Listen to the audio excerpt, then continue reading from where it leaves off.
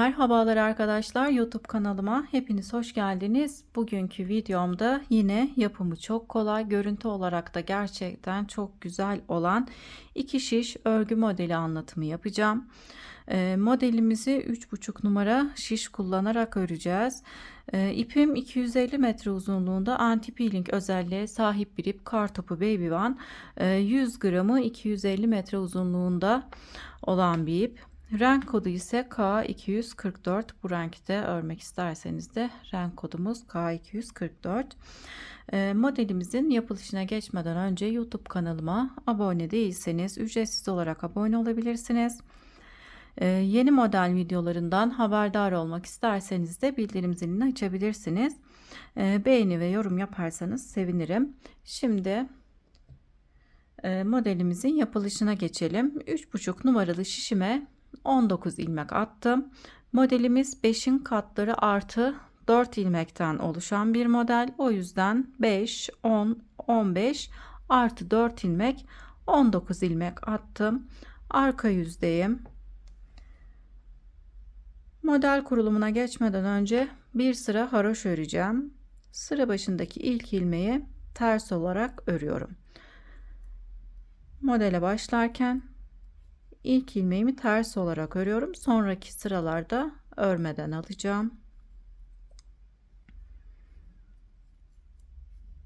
Arka yüzü sıra sonunda bir ilmeğim kalana kadar ters olarak örüyorum.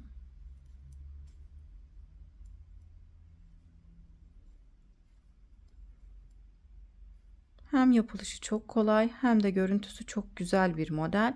Örgüye yeni başlayanlar bile modeli rahatlıkla örebilirler. Sıra sonunda bir ilmeğim kaldı. Sondaki ilmeği düz olarak örüp ön yüze geçiyorum. Ön yüzde de yine bir sıra ters öreceğim. İlk ilmeği örmeden aldım. Sıra sonunda bir ilmeğimiz kalana kadar ilmeklerimizi ters olarak örüyoruz.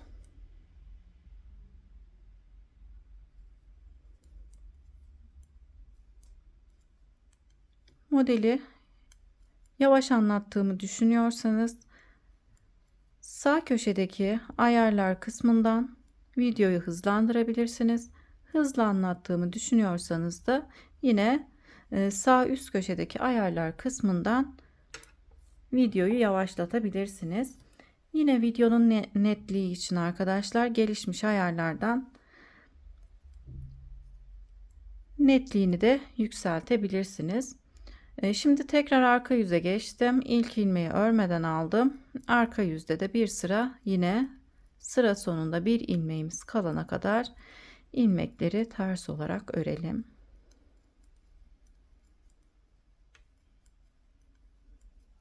Sıra sonundaki ilmeğimizi düz, sıra başında ise örmeden alıyoruz. Şimdi sıra sonundaki ilmeği düz olarak örüyorum. Sıra başında örmeden alacağım. Bir sıra model kurulumu yapmadan bir sıra haroşa örmüş oldum. Şimdi modelimizin ilk sırasındayız. Modelin birinci sırasındayım. İlk ilmeği örmeden alıyorum. 2 ilmek ters örüyorum. Burada 1, 2, 3 ilmek sayıp 3. ilmeğimizi buradaki 2 ilmeğin üstünden geçireceğim. Şu şekilde 3. ilmeği 1. ve 2. ilmeğin üzerinden geçiriyorum. İpimi arkaya alıyorum. Burada olan 2 ilmeği birincisini düz olarak örüyorum. Dolama yapıyorum. 2. ilmeği de düz olarak örüyorum. İpi öne aldım. 2 ilmek ters örüyorum. Şimdi tekrar ipimi arkaya alıyorum. 1, 2, 3. 3. ilmeği ilk 2 ilmeğin üzerinden geçirip bırakıyorum. 1. ilmeği düz olarak örüyorum. Dolama yapıyorum. 2. ilmeği tekrar düz olarak örüyorum. İpimi öne alıp 2 ilmek ters örüyorum. Aynı işlemi tekrar yapalım. İpimi arkaya aldım. 3 ilmek sayıyorum. 1, 2, 3. 3. ilmeği ilk 2 ilmeğin üzerinden geçirip bırakıyorum. 1. ilmeği düz olarak örüyorum. dolama yaptım. İkinci ilmeği tekrar düz olarak ördüm. İpimi öne aldım. 2 ilmek ters örüyorum. Sondaki ilmeği düz olarak örüp modelde birinci sırayı tamamlamış oluyoruz. Sıra başında da ilk ilmekten sonra 2 ilmek ters örmüştük. Sıra sonunda sondaki ilmekten 2 ilmek önce yine ters örüyoruz. İki kenarında eşit olması için. Şimdi modelde arka yüze geçiyorum. İkinci sıradayım.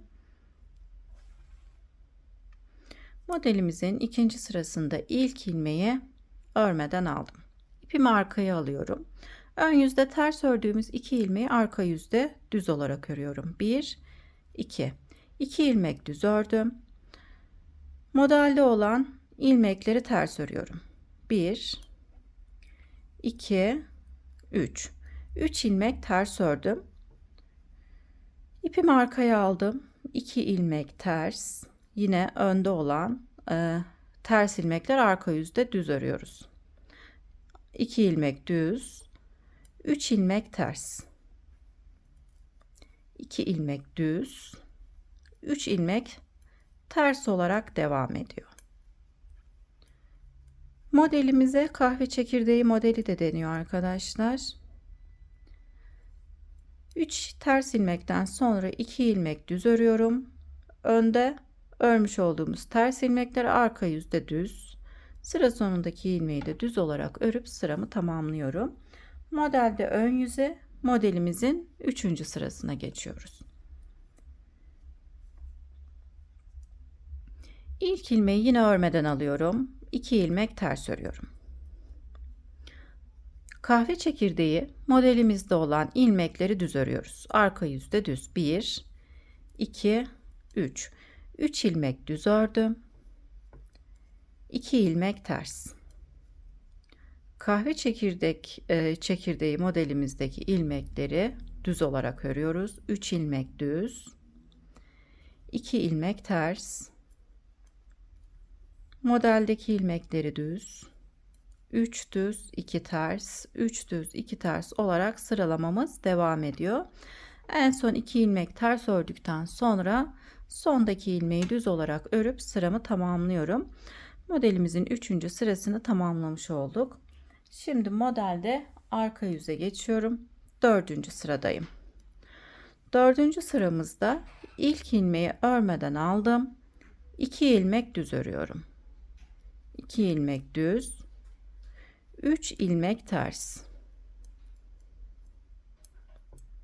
2 ilmek düz, 3 ilmek ters. Kahve çekirdeği modelimizde olan ilmekleri arka yüzde ters, ön yüzde ise düz olarak örüyoruz. 2 ilmek düz, 3 ilmek ters, 2 ilmek düz, sondaki ilmeği düz olarak örüp modelimizi tamamlıyoruz. Modelimiz 4 sırada tamamlanmış oluyor. 4 sırada bir modeli tekrarlıyoruz. Şimdi ön yüze geçtim. Modelin 1. sırasından tekrar örüyoruz. İlk ilmeği örmeden aldım. 2 ilmek ters. Modelde olan 3 ilmeği sayıyorum. 1, 2, 3. 3. ilmeği ilk 2 ilmeğin üzerinden geçirip bırakıyorum. 1 ilmek düz örüyorum. Dolama yapıp ikinci ilmeği de düz olarak örüyorum. İpimi öne aldım. 1, 2. 2 ilmek ters ördüm. 1, 2, 3. 3. ilmeği ilk 2 ilmeğin üzerinden geçirip bırakıyorum. 1 ilmek düz ördüm. Dolama yaptım. İkinci ilmeği de düz olarak ördüm. 2 ilmek ters örüyorum. 1, 2, 3. 3. ilmeği modeldeki 2 ilmeğin üzerinden geçirip bırakıyorum. 1 ilmek düz ördüm. Dolama yaptım. 1 ilmek düz örüp 2 ilmek ters örüyorum. Sıra sonundaki ilmeğimi de düz olarak örüp modelin 1. sırasını örmüş oluyorum. Şimdi modelde arka yüzde modelin 2. sırasını örüyoruz. İlk ilmeği örmeden aldım. 2 ilmek düz. Ters gördüğüm ilmekleri ters, düzleri düz olarak örüyoruz. 3 ilmek ters.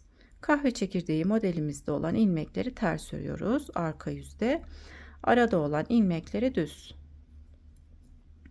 2 ilmek düz, 3 ilmek ters. 2 ilmek düz,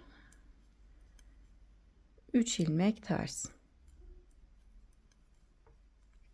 2 ilmek düz. Sıra sonundaki ilmeği düz olarak örüp modelin ikinci sırasını tamamlamış olduk. Modeli her 4 sırada birinci sıradan başlayarak tekrar örüyoruz. Sıralı olarak modelimiz devam ediyor. Şimdi modelde ön yüzde 3. sıradayım. İlk ilmeği örmeden aldıktan sonra 2 ilmek ters örüyorum. Modeldeki ilmekleri düz. 3 ilmek düz. Arada olan ilmekleri ters. 2 ters. 3 düz. 2 ilmek ters. 3 ilmek düz.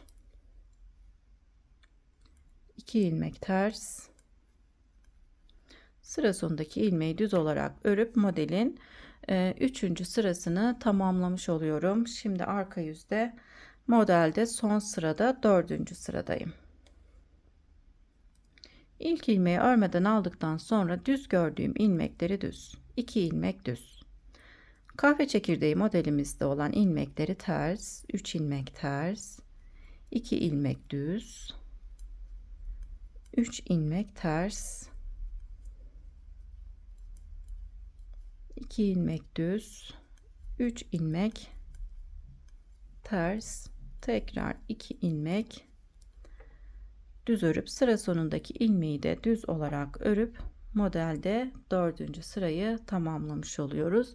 İlerledikçe de model kendisini daha güzel gösteriyor arkadaşlar. Ben daha önce de büyük bir parçada modeli çalışmıştım. Onu da göstereyim.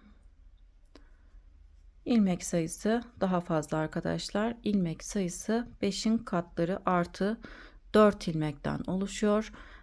Büyük parçada da model kendisini daha güzel gösteriyor.